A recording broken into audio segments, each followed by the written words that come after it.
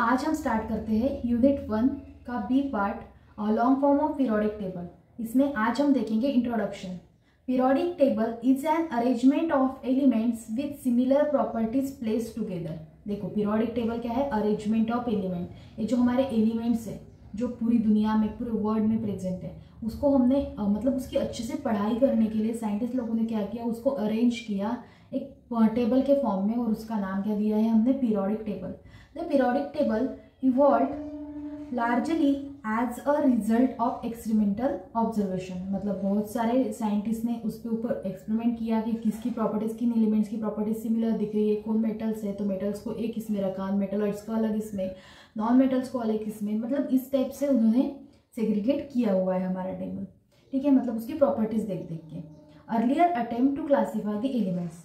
तो यहाँ पे इन्होंने क्या किया है, मतलब पीरियोडिक टेबल जो हम आज पढ़ते हैं मॉडर्न पीरियोडिक टेबल, उसको पढ़ने से पहले बहुत सारे साइंटिस्ट लोगों ने उसके ऊपर स्टडी की होगी, उसके ऊपर एक्सपेरिमेंट्स किए होंगे, तो उसके यहाँ पे शॉर्टली ये दिया हुआ है, ठीक है।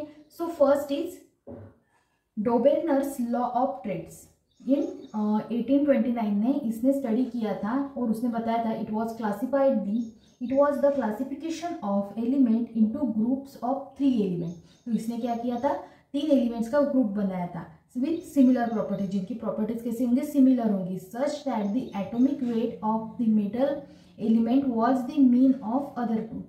देखो इसने क्या किया, 3 इसका ग्रुप बना, जैसे क्लोरीन, ब्रोमीन और आयोडीन है, और इन दोनों का वेट का जो मीन आएगा वो इसका होना चाहिए। इस टाइप से उसने मतलब एलिमेंट्स को अरेंज किया था। उसने क्या किया था? 3 एलिमेंट्स लिए, और दो जो होंगे साइड वाले, उसमें से जो बीच का होगा उसका मीन उतना आना चाहिए, मतलब उसके वेट के हिसाब से आना चाहिए था।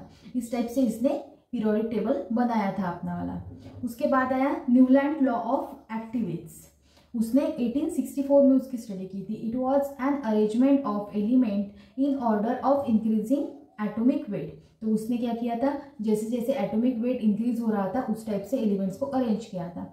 In which it was observed that every eighth element had properties similar to those first. मतलब जो 8वां जो एलिमेंट था उसकी और जो पहला जो एलिमेंट था उसकी प्रॉपर्टीज क्या आ रही थी? सिमिलर आ रही थी। तो इस टाइप से इसने अरेंज किया था उस पीरियोडिक टेबल को, ठीक है। ये हो गए 2। उसके बाद 1869 में मेंडेलीव्स ने पीरियोडिक लॉ बताया।